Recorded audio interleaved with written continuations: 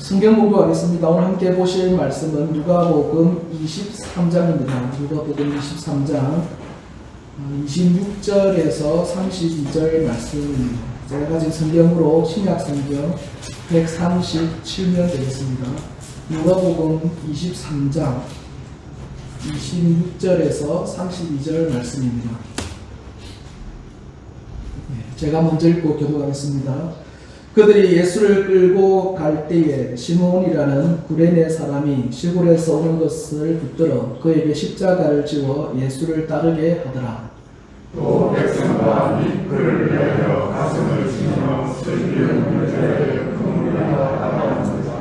예수께서 돌이켜 그들을 향하여 이르시되 예루살렘의 딸들아 나를 위하여 울지 말고 너희와 너희 자녀를 위하여 울라.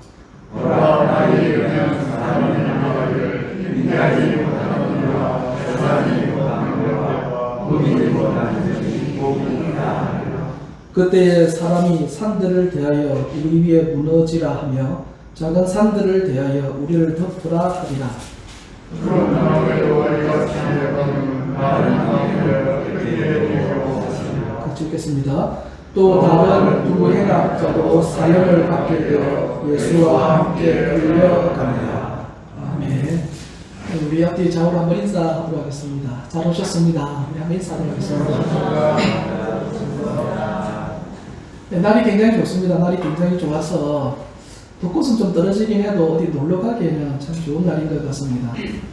근데 어디로 가지 않으시고 오늘 또 예배 드리러 오셨는데 제가 이 주일날 드리는 예배를 생각하면서 드는 생각이 뭐냐면 그 유대인들 뭐 속담이라고 해야 되나 격언이라고 해야 되나 그 말을 보면은 인생에 대해서 이야기하기로 보통 이제 우리가 6일 동안 일을 하고 7째 날이 뭐합니까?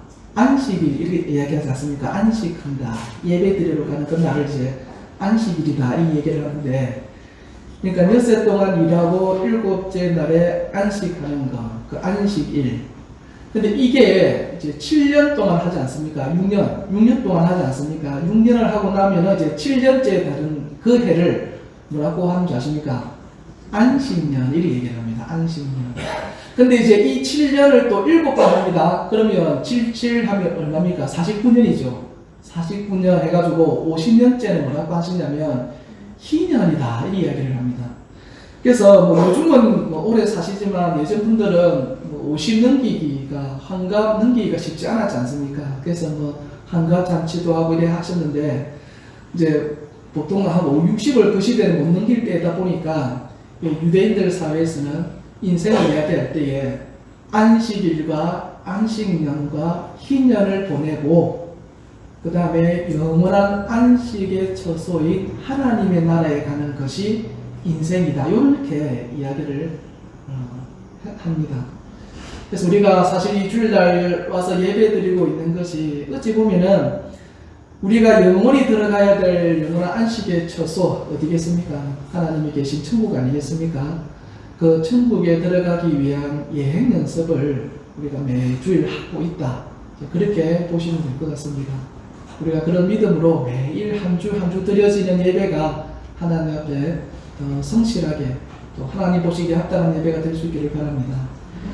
오늘 우리가 성경 말씀을 통해서 살펴볼 내용은 이때까지 우리가 쭉 이제 말씀을 한번 살펴봤습니다. 누가복음 말씀을 쭉 살펴봤는데 예수님 당시의 사람들을 보면은 이 당시에 이제 자신의 이권, 이익을 위해서 예수님을 십자가에 못 박아 죽이려고 하는 무리들이 있었고요. 또 다른 한편으로는 예수님의 그 십자가 고통, 십자가를 지고 가는 그 고통의 모습을 보면서 매우 안타깝게 여기는 그런 사람들도 있었습니다. 그래서 오늘 본문 27절에 보면은 그 사람들을 설명하기로 백성과 및 그를 위하여 가슴을 치며 슬피 우는 여자의 큰 무리가 있었다. 이 이야기를 합니다. 그러니까 이 시대, 그 시대에도 예수님에 대해서요, 극과 극에 이르는 상반된 평가를 하는 두 무리가 있었던 겁니다. 두 무리가 있었는데 그래도 그 시대의 사회적 분위기는 뭐냐면은 예수님을 배척하는 것이 그 시대의 주류 분위기였습니다. 그런 분위기다 보니까 누가 나서서 예수님 편을 든다, 이건 쉬운 일이 아니죠. 사실상 지금 예수님의 제자들도 오늘 본문에 이르면 다 어떻게 했습니까? 다 도망가고 없어졌지 않습니까? 우리도 가끔 요 시대를 살다 보면은 기독교에 대해서 굉장히 적대적인 사회 분위기가 형성이 되면은 내가 예수님 믿는 거라는 거 드러내기가 쉽습니까? 어렵습니까? 참 그게 쉽지가 않습니다. 예수님 믿는 게 부끄러운 게 아닌데, 그런 적대적인 분위기 속에서 내 신앙을 좀 드러낸다, 뭔가 모르게 내가 손해보는 것 같고 쉽지 않거든요. 근데 그런 적대적인 사회 분위기 속에서 27절에 보니까 어떤 사람들이 나온 겁니까? 예수님의 그 고통을 슬퍼하는 사람들이 있는 거예요. 근데 보니까 그 슬퍼하는 무리들 대다수가 어떤 사람이라고요? 여자랍니다. 여자. 남자 제자들은 다 도망하고 없는데 그 당시 사회에서 가장 약자라고 할 수 있는 이 여자들의 무리라고 부를 만큼 많은 여성들이 예수님의 그 십자가의 고통을 같이 아파하고 또 자신의 신앙을 드러내는 그런 모습을 보이더라는 거예요. 그러니까 얼마나 예수님 입장에서는 고맙게 여겨질 수가 있겠습니까? 다 버리고 도망갔는데 이 세상에서 가장 약자 취급을 받는 너희들이 그래도 나의 이 고통에 동참해 주는구나, 이제 그렇게 생각할 수가 있는 거잖아요. 그런데 오늘 성경 본문에 보면은 그런 여성들 무리들을 보고요, 예수님께서 굉장히 충격적인 말씀을 하십니다. 그게 뭐냐면 28절입니다. 참고로 오늘 성경 PPT 하는 사람이 나이가 어립니다. 어려서 본인도 지금 긴장을 해가지고 손이 제대로 안 움직인다 하더라고요. 그래서 화면은 보지 마시고 오늘은 직접 성경을 좀 보셔야 될 겁니다. 자, 28절에 보시면은 제가 읽어드리겠습니다. 예루살렘의 딸들아, 나를 위하여 울지 말고 너희와 너희 자녀를 위하여 뭐 해랍니까? 울어라. 지금 고통받고 있는 분은 누구예요? 예수님이에요. 그래서 그 고통받고 있는 예수님을 같이 슬퍼하고 있는데, 예수님은 그렇게 이야기하는 게 아니라 지금 너희들이 울어야 될 대상은 내가 아니라 너희 자신들을 위해서 울어야 된다, 그런 이야기를 하시더라는 겁니다. 왜 예수님이 그렇게 하셨는가? 29절에 보면은 이래 되어 있습니다. 날이 이르면 사람이 말하기를 잉태하지 못하는 이와 해산하지 못한 배와 먹이지 못한 젖이 복이 있다 하리라, 이래 되어 있어요. 요 29절의 말씀이 뭐겠습니까? 잉태하지 못한다, 임신하지 못한다라는 거죠. 그리고 해산이 뭡니까? 출산 아닙니까? 애 낳는 거. 그리고 아이가 없어서 아이에게 먹을 것을 주지 못하는, 하여튼간에 예수님의 이 29절의 말씀은 아이를 낳지 못하는 사람이 복이 있다, 지금 그런 식으로 이야기를 하는 거예요. 왜 지금 예수님께서 이런 이야기를 하고 있냐면, 이 말씀의 배경이 뭐냐면은 2주 전의 말씀을 드릴 때에 AD 70년경에 일어나게 될 예루살렘 멸망을 지금 염두에 두고 하신 말씀입니다.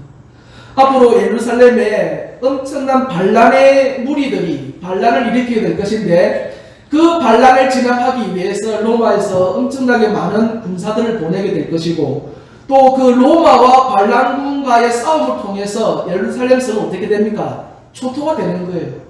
그때 초토화 될 때에 임신을 했다거나 출산을 한다거나 아이를 먹이고 있는 사람, 그 사람만큼 불행한 사람들이 어디 있겠습니까? 그 전쟁의 혼란한 틈바구니 속에서 눈에 보이는 대로 사람을 학살하고 죽이고 하는 그 마당에서, 그래서 예수님께서 지금 하시는 말씀은 뭐냐면은 AD 70년경에 있을 그 예루살렘의 멸망을 염두에 두고, 지금 너희들이 나를 위해서 올 때가 아니야.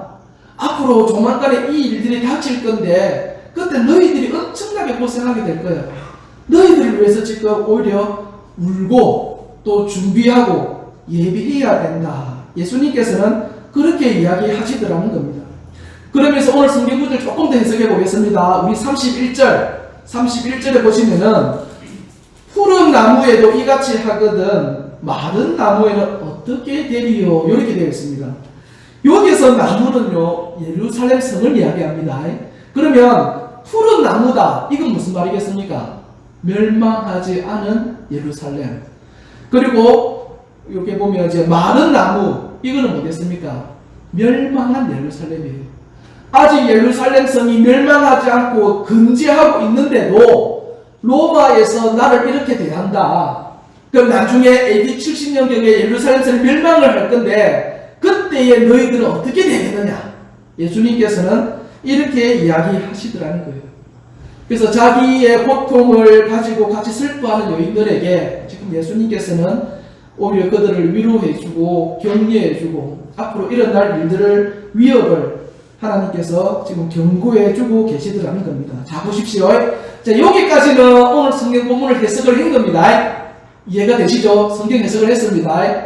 원래 설교할 때 여러 형태가 있습니다. 그냥 설교 이렇게 해석 안 하고 막 할 수도 있고 할 수도 있는데 제가 되도록이면 성경을 해석하면서 여러분들하고 함께 교류하려고 하는 건 뭐냐면 여러분 기억하십시오. 하나님은 우리에게 대화를 하실 때에요. 성경을 통해서 메시지를 줍니다. 그래서 여러분들이 10년, 20년 신앙생활을 하면 무엇을 잘해야 되냐면 성경을 읽고 해석하고 나한테 적용하는 것들을 잘해야 됩니다. 왜냐하면 하나님께서는 말씀을 통해서 우리에게 자신의 뜻을 전달하기 때문에 그렇습니다.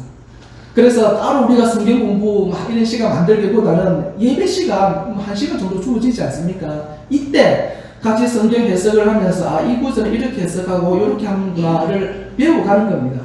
그렇게 하면서 결국에 나중에는 누가 성경 해석을 할 수 있어야 되겠습니까? 여러분들이 할 수 있어야 됩니다. 만약에 여러분들이 성경 해석을 할 줄 모르잖아요. 그러면 성경 해석을 조금 할 줄 아는 사람들에게 영적인 노예가 됩니다. 이거 이해하는지 모르겠는데 영적으로 매여버립니다. 저는 여러분들을 영적으로 도와주고 자립시키기 위해 있는 거지 여러분들을 제가 탁 잡아가지고 제 속에 예속시키기 위해 있는 사람이 아닙니다. 그렇게 하고 싶은 마음도 없고 그런 거 좋은 게 아니더라고. 그래서 성경 해석하는 법을 여러분들도 터득해야 됩니다. 스스로. 자, 그래서 한번 봅시다. 여기까지는 이제 성경 해석을 했습니다. 했는데 오늘 본문을 우리가 조금 더 이제 파고 들어갈게요. 파고 들어가면은 예수님께서 지금 여인들에게 하시는 이야기가 무엇을 배경으로 하는 이야기를 했습니까? AD 70년경에 있을 예루살렘 멸망을 지금 염두에 두고 하신 이야기를 했습니다. 그래서 제가 2주 전에 그리고 3주 전에도 한번 설명을 드렸는데 예수님이 예루살렘 멸망을 이야기하신 이유가 뭔지 혹시 기억하십니까?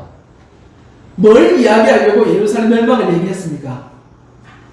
세상의 종말에 대한 이야기를 하려고 하신 거예요. 세상의 종말은 우리가 정확한 시기를 알 수 있습니까? 알 수 없습니까? 그건 모릅니다. 예수님도 모른댔어요. 오직 하나님 아버지만 알고 계신다고 하셨거든요. 그런데 정확한 시기는 모르더라도 그때에 일어날 현상들은 몇 개가 있다고 했습니다. 그 중에 하나가 뭐냐면 AD 70년경에 멸망한 예루살렘이 다시 어떻게 된다고요? 회복이 되는 거라고 얘기했어요. 그래서 AD 70년 예루살렘의 멸망을 이야기하신 거는 그것만 지금 이야기하려고 하신 게 아니라 무엇에 대해서 이야기하려고 하셨다는 겁니까? 세상의 종말에 대해서 이야기를 하시고 싶어서 그거 시작한 거예요. 그래서 여러분 예수님께서 대놓고 이야기 안 하더라도 AD 70년경에 예루살렘 멸망에 대한 이야기를 했다. 그러면 반드시 우리는 무엇도 함께 봐야 된다고요? 세상의 종말도 같이 봐야 돼. 이거는 짝입니다. 짝. 같이 이야기를 풀어나가야 되는 거예요.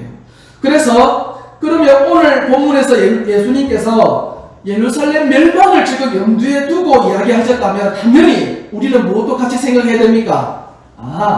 세상의 종말에 대해서도 우리가 염두에 두고 오늘 본문을 봐야 되겠구나 하는 겁니다. 이해가 되시죠? 자, 그래서 오늘 이 본문을 여기까지 딱 풀고 나면은요, 이제 우리가 마지막 이야기를 나눠야 됩니다. 세상의 종말에 대해서 사실 예수님은 오늘 본문에서 언급을 하신 건데, 그러면 이 세상의 종말에 우리가 어떻게 처신해야 되는가? 어떻게 처신해야 되는가? 제가 종말에 대한 이야기는 저도 이 시간 부분이 아니라서 대부분 이야기를 안 하려고 하는데 자꾸 성경 본문이 그걸 요구하더라고요. 여러분 진짜 시대가 혼탁합니다. 앞으로 어떤 시대가 우리가 펼쳐질지를 모릅니다. 뭐 4차 산업시대니 인공지능 시대니 하고 이번에 뭐 전쟁 터지고 전염병 터지고 하면서 종말에 대한 사람들이 다 이거 예수를 믿든 안 믿든 종말에 대한 생각을 사람들이 굉장히 많이 하고 있습니다. 근데 여러분, 예수 믿는 우리들은 종말에 대해서 바른 가치관을 가져야 되는데 종말에 대해서 관심 가지지 마십시오. 이거 이해되십니까? 앞으로 종말이 어떻게 올 것이다. 그냥 그거 다 지워버리십시오. 그거는 성경에서 우리에게 주는 관심사가 아닙니다. 우리가 가져야 될 건 뭐냐면은 종말이 어떻게 오느냐, 언제 오느냐, 그게 아니라 종말이 임했을 때 예수 믿는 사람은 어떤 삶의 태도를 가져야 되는가. 이게 더 중요하더라는 거예요. 어떤 삶의 태도를 가져야 되는가. 이게 더 중요합니다. 그러면 오늘 우리가 본문을 통해서도 무엇을 봐야 되겠습니까? 이 종말의 때에 우리가 어떤 삶의 모습을 가져야 하는가 하는 것을 오늘 본문을 통해서 발견해야 됩니다. 그래서 이제 앞에 거는 다 잊어버리시고 지금부터 하는 이야기만 들으시길 바랍니다. 자, 그래서 오늘 본문에서는 종말의 성도들이 가져야 될 삶의 모습에 대해서요, 정말로 극명하게 두 종류로 보여줍니다. 그게 뭐냐면 첫 번째가 26절에 있고 두 번째가 32절에 있습니다. 여러분들 이거 찾을 수 있겠습니까? 두 종류의 모습. 26절에 하나가 있고 32절에 하나가 있습니다. 찾을 수 있겠습니까? 자, 보십시오. 이 성경 구절 보고 이 성경을 묵상하면서 제가 진짜 충격을 받았는데, 자, 26절에 보면은 지금 종말에 우리가 가져야 될 신앙의 모습에 대해서 얘기하는 겁니다. 26절에 보면은 지금 예수님을 로마 병사가요, 십자가 사형 집행하는 장소로 예수님을 데리고 갑니다. 근데 데리고 갈 때에 자기가 못 박힐 십자가, 나무 있답니까? 나무를요, 제수가 지고 가게 되어 있습니다. 그걸 지고 가야 되는데, 지금 26절에 지금 지고 가는데, 문제는 뭐냐면 예수님께서는요, 십자가형을 당하기 전에 이미 너무 많은 매를 맞은 거예요. 이 매는요, 채찍질인데 우리가 생각하는 그런 채찍이 아닙니다. 뭐 전에 들으신지 모르겠는데, 요 소가죽 알죠? 소가죽에 유리를 곱게 갈아가지고 묻힙니다. 악교로. 그 소가죽에 유리를 다 묻혀요. 그리고 그 채찍 끝에는요, 굉장히 날카로운 고리를 다 걸어 놓습니다. 그래서 그 사람을 한번 탁 치면요, 이게 희감깁니다. 착 희감으면서 마지막 쇠고리가요, 사람 몸에 탁 박힙니다. 그래서 그 채찍질 할 때에 채찍하는 사람이 서툴면은요, 이 갈고리가 엄한데 박혀요. 눈에 박히기도 하고 머리에 박히기도 하고 사람 몸이 찢어져 버려서 내장이 쏟아지기도 하고 그렇습니다. 굉장히 무서운 채찍입니다. 그런 채찍질을 예수님이 너무 많이 받아나니까 십자가를 지고 산 꼭대기에 못 가는 거예요. 산 꼭대기에 못 가면 그날 사형 집행을 해야 되는데 뭐가 문제가 되겠습니까? 지금 예수님을 끌고 가는 사람이 누구예요? 로마 군인 아닙니까? 군인 뭐가 늦어지는 거예요? 퇴근이 늦어집니다. 공무원이라고 이 사람 제가 이거 그냥 한 소리 아니고, 이 로마 군인이 성경에 그래 나와 있습니다. 사형 집행이 늦어지니까, 다른 부분에 그래 나와 있어요. 늦어지니까 야, 이거 이래 갖고는 이거 안 되겠는데, 그래서 십자가를 대신 지고 갈 사람을 찾는 거예요. 그래서 26절에 보니까 누가 나옵니까? 시몬이 나오는 거예요. 구레네 시몬. 구레네는 지역입니다. 구레네라고 하는 지역에 사는 이 시몬이라는 사람을 딱 보니까 체격도 딱 있고 힘도 있고 뭐 이런 거라. 키도 크고, 야, 니는 되겠다, 니로 와, 이렇게 불러가지고는요, 이 사람한테 예수님의 십자가를 지게 합니다. 그러니까 이 사람은 지금 십자가를 자기가 지고 싶다고 진 겁니까? 억지로 진 겁니까? 억지로 진 거예요. 그냥 누굽니까? 아까 여자들이 울었잖아요. 이 사람은 안 울었습니다. 그냥 뭐지? 하고 보다가 괜히 걸린 거라. 그래가지고 십자가 지고 올라간 거예요. 식민지 시대니까 뭐 로마 군인이 짱 아닙니까? 그래서 시킨 대로 올라간 겁니다. 그런데 오늘 본문에서는 구레네 지역의 시몬이다 이렇게 되어 있는데, 다른 성경 본문에는요, 특별히 마가복음 15장 21절. 이거 한번 찾아볼까요? 마가복음 15장 21절. 한번 찾아보겠습니다. 마가복음 15장 21절. 좀 잘 따라오셔야 됩니다. 마가복음 15장 21절. 신약에서 마태복음, 마가복음, 누가 요한이 나죠. 마가복음 15장 21절 찾으셨습니까? 한번 같이 읽어보겠습니다. 시작.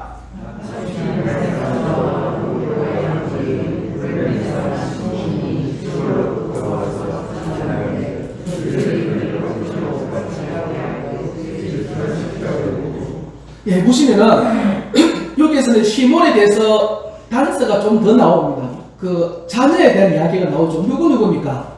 알렉산더와 루포의 아버지 시몬, 이렇게 나와 있습니다. 이거 기억 잘 하십시오. 시몬의 아들 이름이 뭐라고요? 알렉산더와 루포. 뭐 알렉산더를 일단 접어두고 루포, 이거 기억 잘 하십시오. 성경 한 군데만 더 찾아볼게요. 로마서 16장 13절입니다. 로마서 16장 13절. 로마서 16장 13절. 로마서 16장 13절입니다. 로마서 16장 13절. 로마서 16장 13절. 로마서 16장 13절 찾으셨습니까? 우리 한번 같이 읽어보겠습니다. 시작.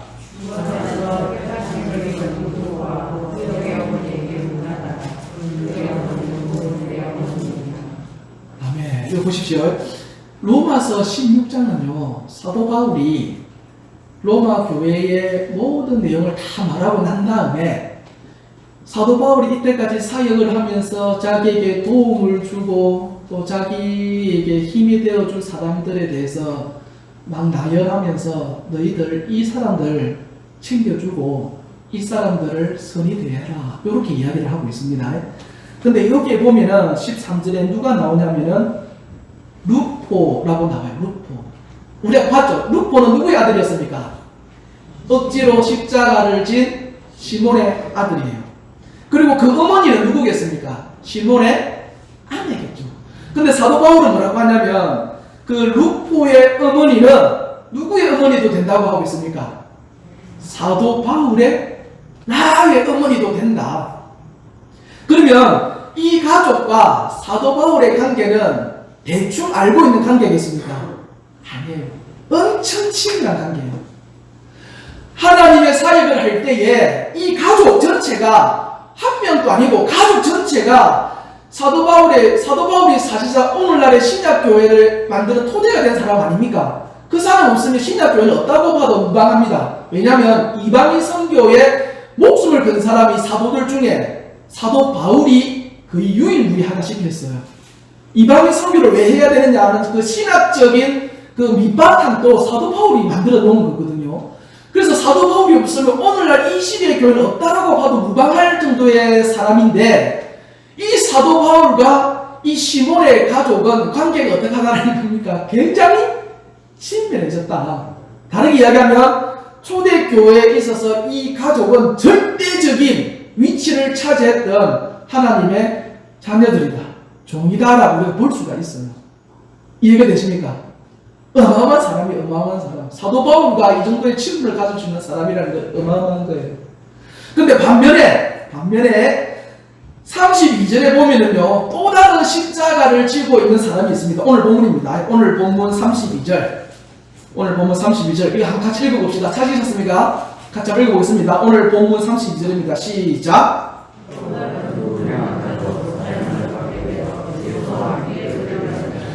십자가를 지는데 여기도 십자가 지는 사람들이 있네요. 이 사람들의 십자가를 왜 졌습니까? 자기가 지은 죄의 결과로 진 거예요. 나중에 한 명이 구원을 받긴 하는데 죄의 결과로.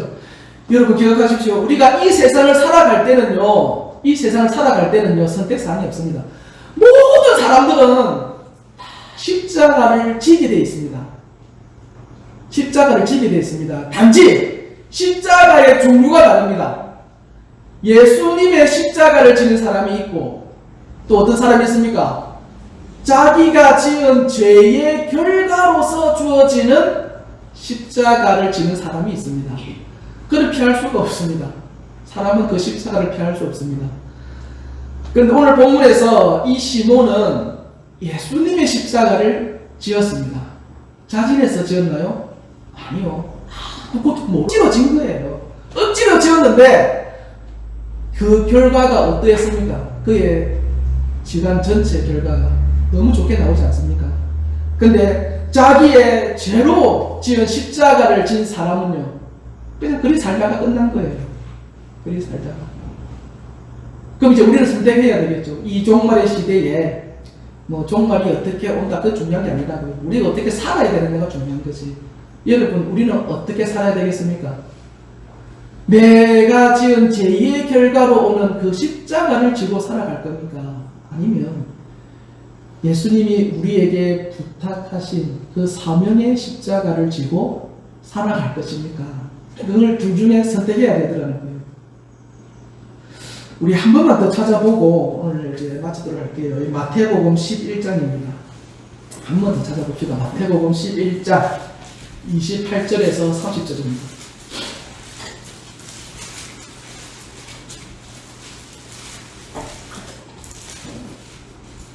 마태복음 11장 28절에서 30절, 이거 제가 읽어드리겠습니다. 수고하고 무거운 짐진 자들아 다 내게로 오라. 내가 너희를 쉬게 하리라. 예수님께로 가면 쉴 수 있다는 겁니다. 그러나 모든 사람이 다 쉼을 얻을 수 없습니다. 왜냐하면 그 뒤에 조건이 있습니다. 29절에는 나는 마음이 온유하고 겸손하니 나의 멍에를 메고 내게 배우라. 그러면 뭐 한다고요? 우리 마음에 쉼을 얻는 겁니다. 왜냐하면 30절에 보니까 이렇게 되어 있습니다.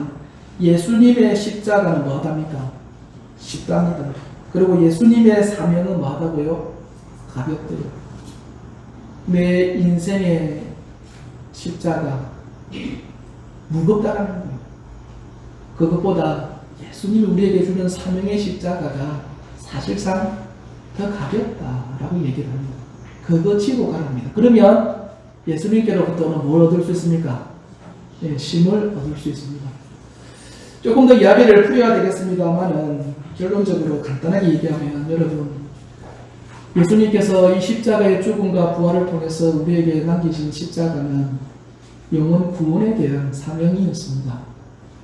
그래서 우리는 이 영혼 구원에 대한 사명을 가지고 사셔야 됩니다. 단순히 교회 한 번의 어떤 행사로 그 전도 집회를 한번 열었다가 아니라 전도는 우리의 삶이 되어야 됩니다. 습관이 되어야 되는 거예요. 여러분의 가정에서도 예수 안 믿는 가족들이 있습니다. 같이 교회를 오는데도 예수 안 믿는 가족이 있다고요. 아직까지 예수님을 잘 모르는 가족이 있을 수 있다고요. 그 가족들부터 시작을 해서 그 다음에 우리 직장과 내 이웃들에게까지 복음을 전할 수가 있어야 됩니다. 근데 저는 여러분들에게 부탁하기로는 복음을 전하되 직장에서 가정에서 본인의 역할은 충실히 하면서 하면 좋겠다 싶습니다. 가끔 보면은 너무 복음에 집중하다 보니까 자기가 해야 되는 일까지 이렇게 내팽겨두고 하시는 분들이 있는데 잘못했다 얘기를 못하게 해도 그게 크게 득은 안 되더라고요. 그래서 하나님이 우리에게 맡겨놓으신 그 모든 가족이나 직장이나 또 이 모든 것들이 사실 하나님의 이 십자가의 사명을 감당하기 위해서 우리에게 맡겨놓으셨다. 그 믿음을 가지고 예수님의 십자가의 짐을 지고 살아갈 수 있는 저와 여러분 될 수 있기를 바랍니다.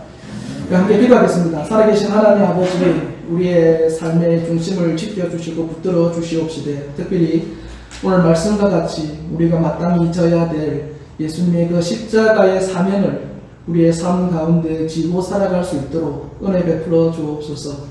아직까지 예수 그리스도를 분명히 알지 못하고 확신이 없으며 만남 가운데 있지 못한 이들이 있다 하시면 주께서 위로하여 주시고 격려하여 주시며 인지하여 주셔서 하나님의 살아계심을 충만히 경험하고 나아갈 수 있도록, 그리하여 하나님으로부터 주어지는 은혜의 복을 누릴 수 있도록 역사하여 주옵소서.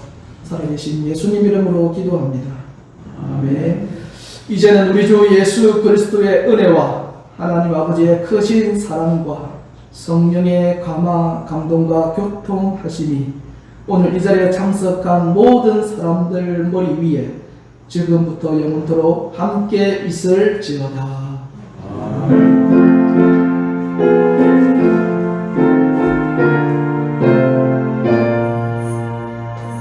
아멘.